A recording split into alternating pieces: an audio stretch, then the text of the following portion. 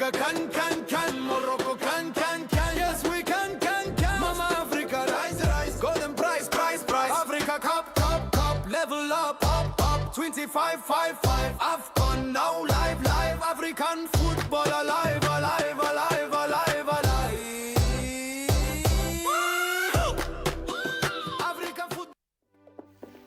Africa nations. I need to say AFCON. Kimeumana, karibu niseme CHAN. Kimekata. Usiseme CHAN.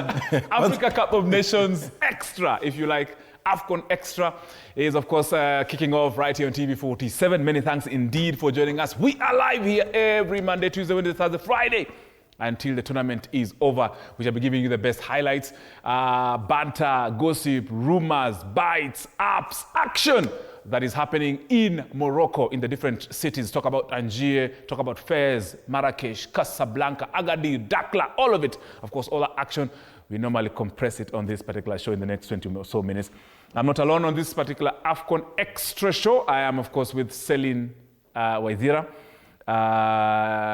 She supports Eric Shelle together with Wilfred Ndidi in the Africa Cup of Nations. Karibu, Celine. It's good to see you at a Verify here. And then, of course, we have the chairman of Mseto FC, former coach Mseto FC, my good friend Michael Barnabe here.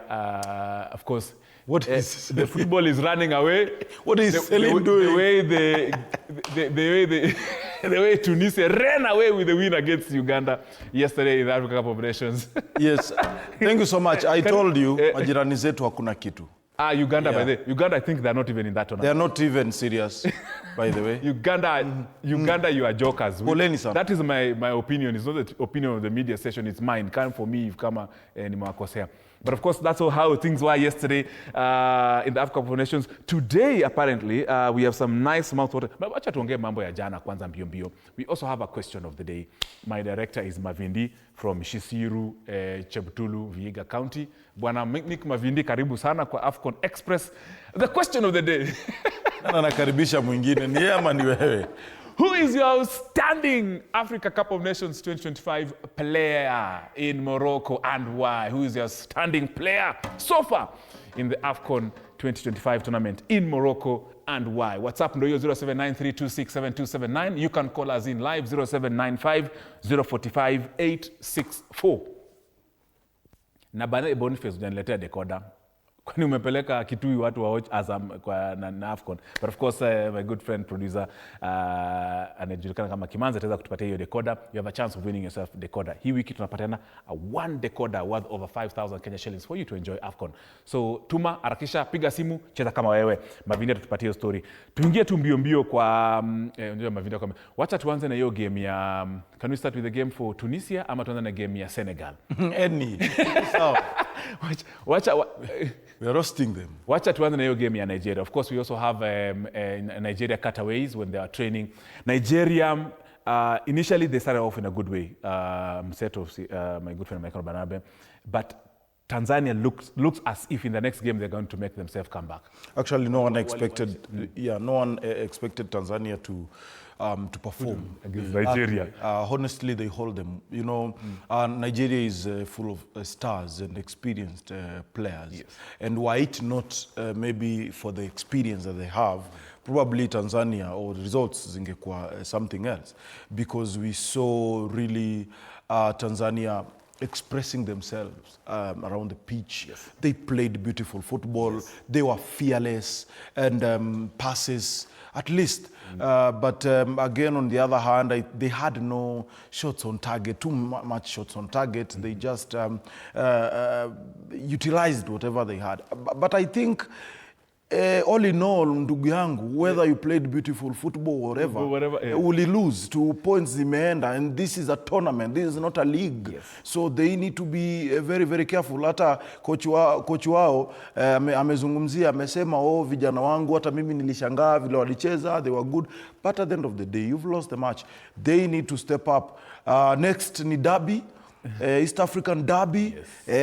I think wasipoamka na Uganda, then sijui itakuwaje, because kila team iko na 3 matches. They have to maximize in their next match. And of course, yeah, Tanzania, definitely they have to show up. They actually made their statement yesterday against Super Eagles of Nigeria. And we managed to speak to the coach of Nigeria. That is my very good friend, Eric, actually, Celine's friend, Eric Cherle, about how the team is so far in this particular tournament. Eric. We didn't talk about the Tanzania. And this is not a lack of respect. We prefer to stay focused. Every time I said to be focused on my players and on our game project. This is the most important. This is not only a question about only the defender, but a question about all the players on the pitch. So everybody is focused on that, for sure. And yeah, definitely we are ready to play this game again. So in my mind, not now. I can tell you who is the player, who are the players who played this game, because I don't want first. And the second, we have a last training session today to work on it. We also managed to speak to the captain of the Nigeria Super Eagles, Wilfred Ndidi, about, of course, what they feel so far about this particular competition. The standards are already high, so the team is ready for that. Everyone is aware. So everyone is really in tune of what happened in the previous AFCON and not qualifying for the World Cup. So everyone is focused on this one. It's just like an opportunity in your hands. So the team is really ready for it, yeah. Didi, the captain of Nigeria Super Eagles. Celine, of course, I know you'll weigh into a little bit of Nigeria versus Tanzania. I enjoyed that game personally. The players from Suluhu's president, Suluhu, did well. And then, of course, you can weigh into Uganda, who definitely have just gone to enjoy themselves in Rabat. I mean, I had put aside Tunisia, but they surprised me. Yesterday, I actually said that Uganda are going to perform, but clearly, wameniangusha. But I feel like, I guess they had the pressure of the game. Again, they were not meeting a bigger opponent. Tunisia is not like, we say, like, what if they played with a team like Morocco or Ivory Coast? I think they had stage fright, if there is something like that in football. But yeah, I hope they redeem themselves come the next game. Only one shot on target. Uganda severs bwana. One shot on target yenye tu iliza bao. Only one shot on target. Only one. And of course, Mavindi has cutaways for Uganda. Mavindi anatuonyesha ya Nigeria. Tupate ya Uganda. Sorry, as you're mentioning that. But even me, I didn't enjoy that game. Uganda did not turn up. Of course, the weather might have played a role into it. But anyway, the weather affected both teams. It's just that they didn't have Paul Put.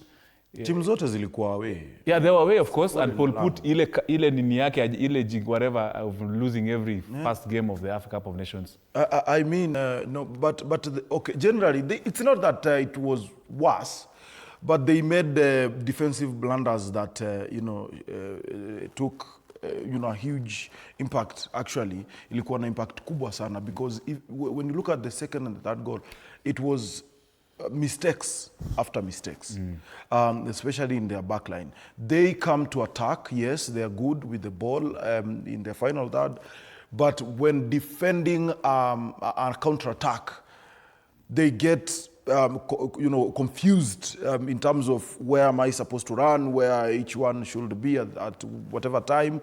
So that is what caught them off guard na waka concede. And that is what they need to work on going forward. Because if I am your opponent, Tanzania definitely with their speed, with their strong shots on target, I think they'll run mad against them, because you cannot make such blunders, Tony, and expect that all will be well. Lazima tutafungwa, na jana walionewa huruma. Mimi naona hata Tanzania inaweza walima hata 4 if whatever we've seen so far, it's something to go by. Indeed, and of course we were able to also to speak to one of the youngest players in Uganda Cranes, their 40-year-old goalkeeper, Dennis Onyango, who was very adamant that he is still 20 years old. Dennis, confirm that. You never know. I've been away for 4 years, but the hunger for the game and the belief. I look after myself. Don't I look 20? What do you think? Yeah, no, but it's the hunger for the game and the passion I have for the game, because the game has given me everything I have in life. So I keep going as long as I have the energy. The spirit is high. You'll see it in the training. The boys are really motivated because the last AFCON that we played was in Egypt, and that's a couple of years back. So different generation of players, new players in the team, a lot of youngsters. And the target is, of course, to first go to the next round, which is the last 16, qualify from the group, because that was the last time we made it. But one game at a time, different task tomorrow. With our neighbors in the group makes it very difficult. But it's a game of football that we need to really give our best and try and make the nation proud. Dennis Onyango is 20 years old, younger, though he's 40 years old, of course. But he's such a motivator. He motivates. Celine, I mean, having such a 40-year-old, we've seen the likes of Gianluigi Buffon that have played into their 40s and they're still playing. Dennis Onyango is a legend. And of course, we saw him, of course, during Chan competition, together, of course, with Victor Wanyama, as legends who are actually carrying that particular competition. And here he is in Rabat, encouraging the young ones like Hali Dawuju. I think Arnold Origi should listen to this. We are heading AFCON and we don't have a Kenya one. The one we have currently, amekuwa kichungi, but it's okay. I think...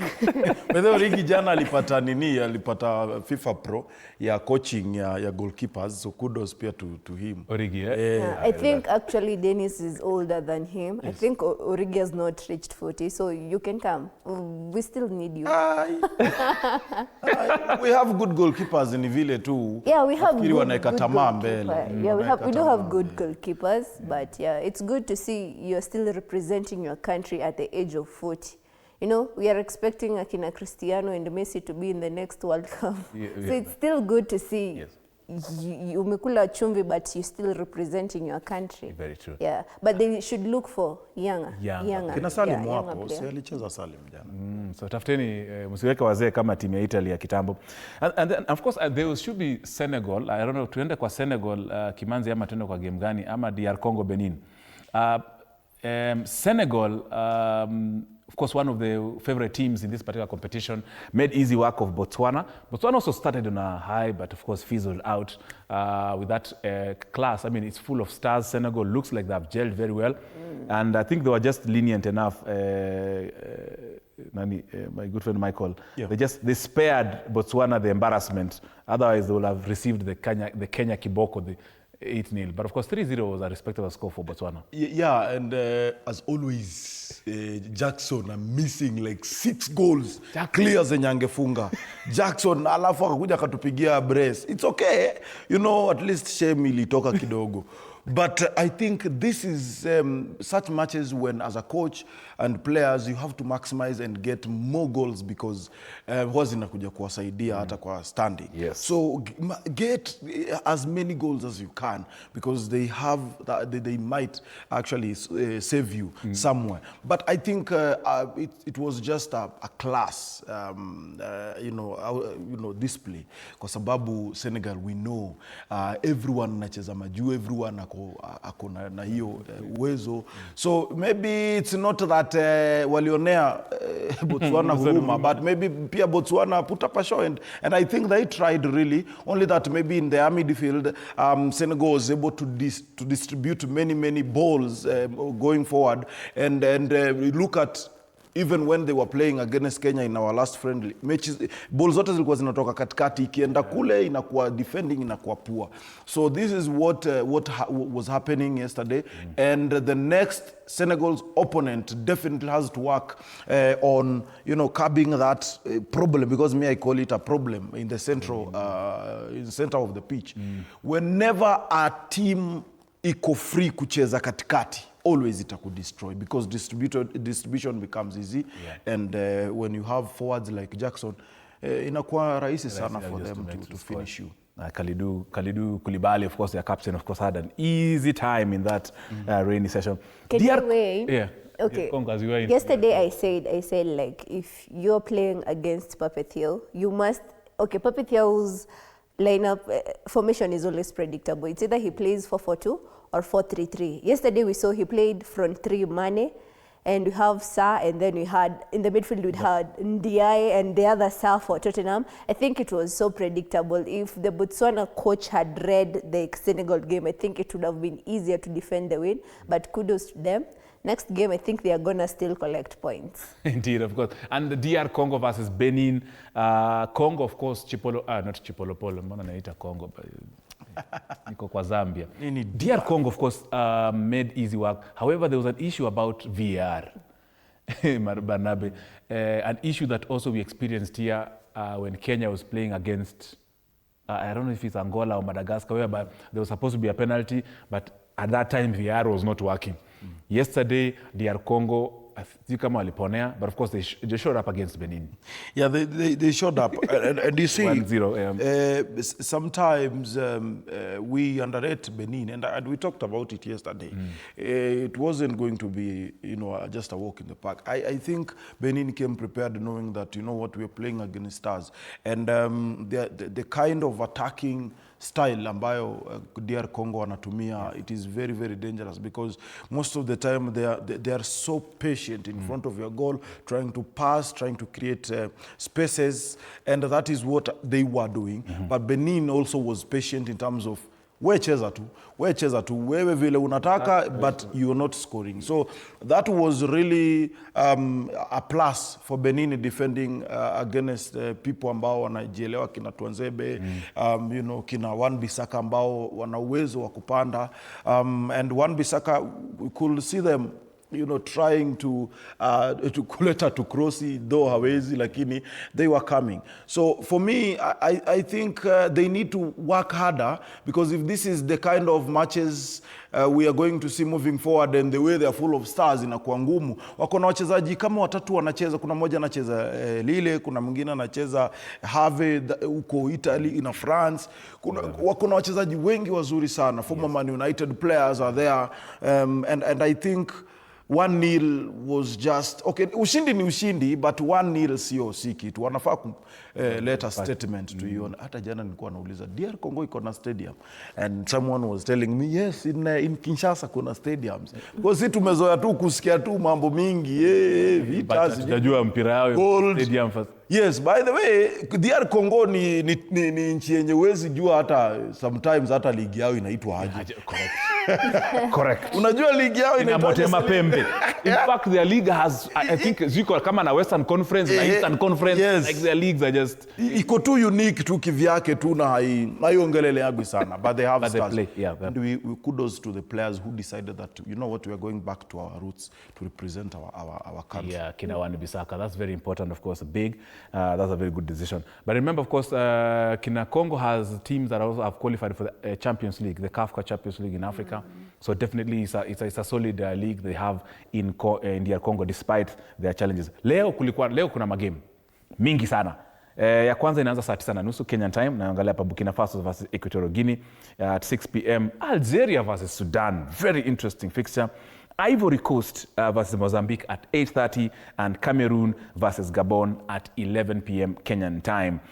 Sijui producer wangu Kimanzi anataka tuanzie wapi. However, Burkina Faso, by the way. Tuanze na Equatorial, Burkina Faso, Equatorial ama Algeria, Sudan. Yep. Of course, hii tushamaliza na hii kijana Ishisiru Express, Vihiga County. Haya, hii tushamaliza nayo pia. Of course, hii mchezo jana. Now, of course, we know how the standings is. Tuambia standing, tupatie group E. We are, of course, getting into group E. Hapo ndo maneno itakuwa inafanyika. So, Burkina Faso playing against Equatorial Guinea. Celine, what's your take on that particular Burkina Faso Equatorial Guinea? What will you tell mwekezaji leo? How will that look like? I think that game is going to end in a draw, unless Equatorial Guinea really shows up, because according to the way we played them in the friendlies, I don't think they were much of a threat. I think us as Kenyans, we were not prepared for that particular game, but I feel like it's going to be a draw, or either Equatorial Guinea carries the day. Equatorial Guinea imepigwa hadi na Madagascar. Sasa mimi sijui. I think Madagascar imepiga Kenya.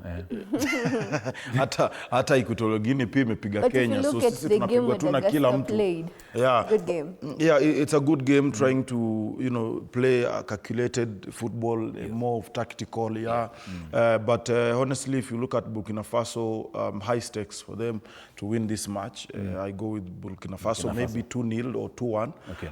Because again, we haven't seen clean sheets sana kwa hizi games. Maybe 2-1, because they haven't lost any match in their last 5. They've played the international matches. They've played as Burkina Faso. So I think they'll run riot against. And of course, Burkina Faso are ranked 12th in Africa, and then of course Equatorial Guinea 21st in Africa on the World FIFA rankings. That is in Africa rankings. Algeria versus Sudan. Now, for your information, Algeria and Sudan. Algeria has. I have information from Morocco that Algeria have come with their own food to Morocco. They have come with everything. You see the way President Museveni travels. Anakuja na washroom yake, anakuja na kila kitu yake, na anarudi nao kila kitu kwa huko. That's the same way Algeria is in this particular tournament. I don't know why, for whatever reasons, but of course it's historical reasons. But again, your predictions. Because even during Chan, Morocco carried everything, even their food, their water, everything. They played. Actually, I was hearing they came with 2 planes, one for the players and the others for everything they needed. Looking at that Algeria versus Sudan game, these are hawa ni Waarabu wawili wanakutana. A very good, interesting game. Actually, they met during the Chan. I guess it was during the round of 16. Algeria met Sudan. They were in the same group with Uganda during Chan. I guess they met. I think this is going to be an interesting game. I think it's going to be either a draw of 2-2 hapa mabao zitakuwa mingi because Sudan are playing good football. Same as Algeria, but Algeria kidogo imeteremka kidogo. It's not the Algeria we used to know, like 2 AFCONs back. Yes. It's not the same Algeria, but we're going to see how it's going to end. Yeah. And of course, way into that Algeria a little bit, of course, as we get into Group F, Ivory Coast versus Mozambique, Michael. Let no one underrate Sudan. Please don't. Because Sudan and as we've said, these are guys ambao wanacheza wakijua. We are fighting for the nation, for the badge. And so sometimes when you don't have anything to lose, you know, quote unquote, you just play and hapo ndo unaamka. So watu wasiangalie Sudan waseme, they are very good, playing attacking football, good football, and I think it might end in a draw probably, or maybe Algeria, because again, experience-wise, Algeria pia inawazidi sana. Yeah, Algeria, of course, is ranked number 3 in Africa. Sudan is ranked number 31 in Africa on the current FIFA rankings that were released on the 22nd of December this month. Ivory Coast, Celine, Ivory Coast versus Mozambique, Cameroon versus Gabon. Those should be Group Fs. Yeah, yes, Ivory Coast versus Mozambique, Cameroon versus Gabon in Group F. Speak about that. I'll start by Cameroon versus Gabon. I think also that's a good game to watch. Yeah, because these two, I think Gabon might be a smaller team to Cameroon, but in this particular tournament, there is no a smaller team to the other. Yes. I feel like that is also going to be a good game. If Aubameyang is going to show up for the team, well and good. But if you look even at Cameroon, they have good players, even though Onana is not there.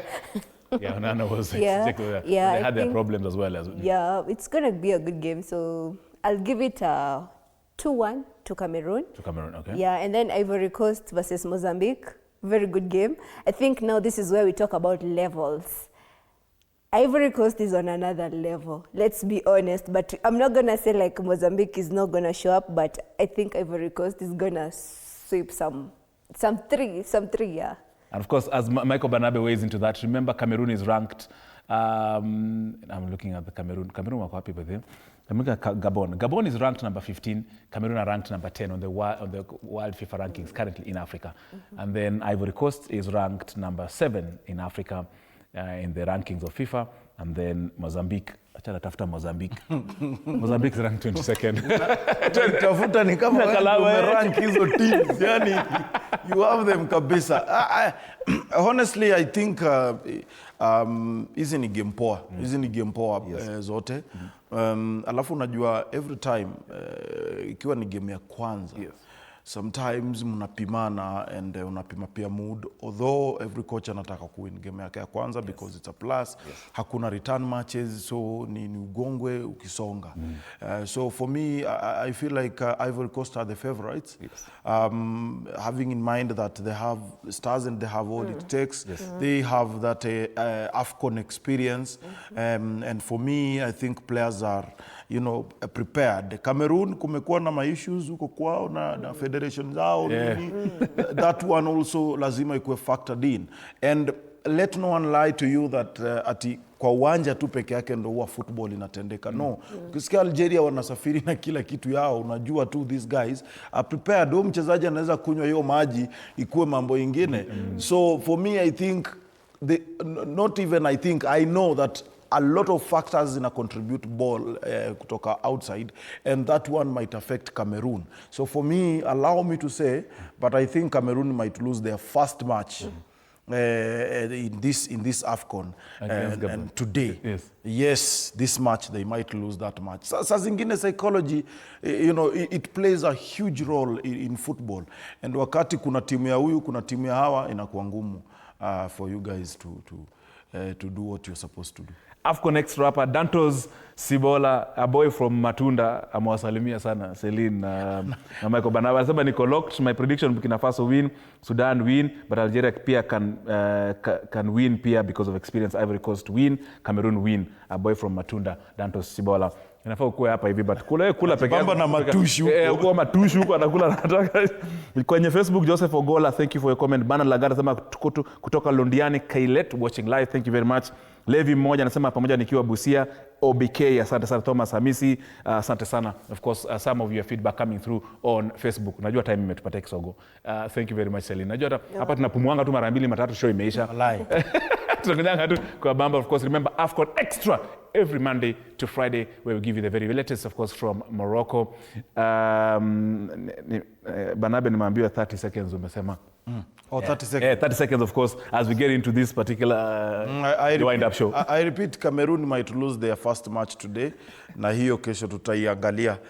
But I thank everyone. Of course, as we said, as the chairman, Mseto iko break kidogo. Yes. Tuna resume in January. And by the way, we are signing players because the window is open. So if you want to play for one of the biggest clubs in Nairobi, because I believe so, please enda kwenye Facebook yetu, Mseto Football Club. Kuna contact hapo ama to inbox. Let us know if you want to wear our jersey. Tafadhali, fanya hivyo, itakuwa sawa. Na tutakuja tu trial. Merry Christmas. Oh, Merry Christmas. So wish you to Merry Christmas. Merry Christmas, majamaa.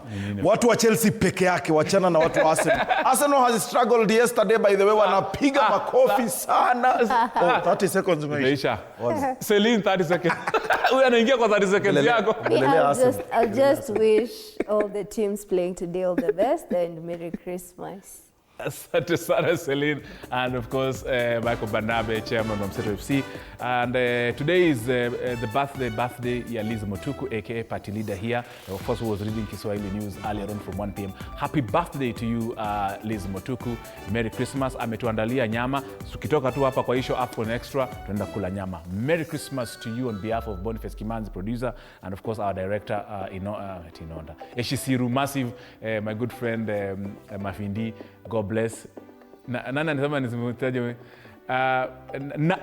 our graphics guru let Naomi. Thank you so much Naomi. Sam, our sound engineer, thank you very much. Sound anatuwekanga sauti inatokea vizuri. James, asante sana. Amesema kamera lazima ikuwe standby. Digital, MCR, and of course on behalf of our management, have ourselves a Merry Christmas, happy festivities. See you tomorrow.